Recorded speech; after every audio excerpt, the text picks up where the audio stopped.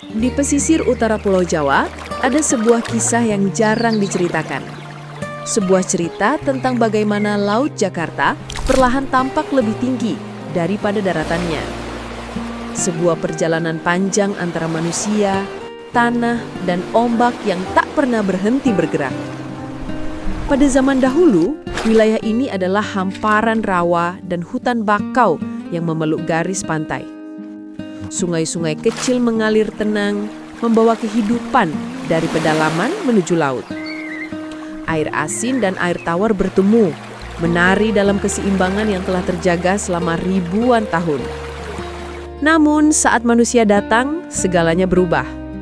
Pemukiman kecil tumbuh menjadi pelabuhan besar.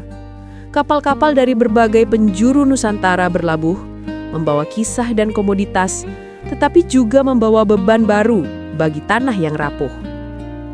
Jakarta atau Batavia pada masa kolonial dibangun di atas tanah yang lunak.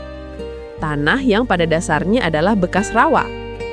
Tanah yang tidak pernah dirancang oleh alam untuk menanggung beban bangunan tinggi, jalan raya, dan jutaan manusia yang bertumpuk di atasnya.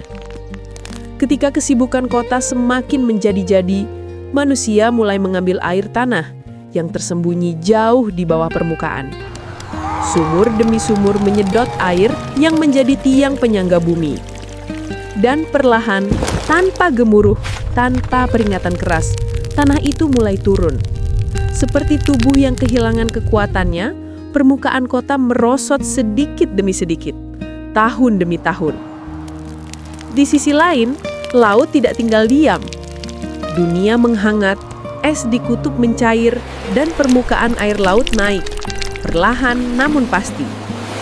Ombak yang dulu jauh dari tanggul kini berdiri lebih tinggi, seolah-olah menatap kota yang dulu berada di atasnya.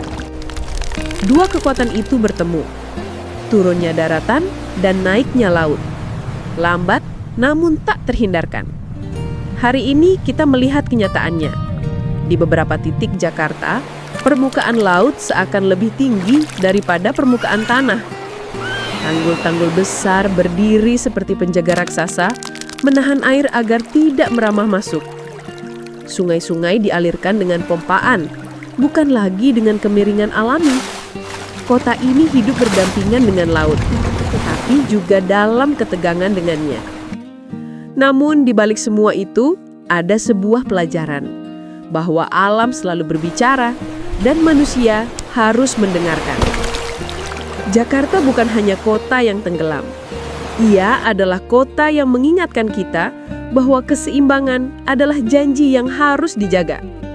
Bahwa laut dan daratan pernah bersahabat dan masih bisa kembali berdamai jika manusia memilih untuk memuliakan bumi tempatnya berpijak.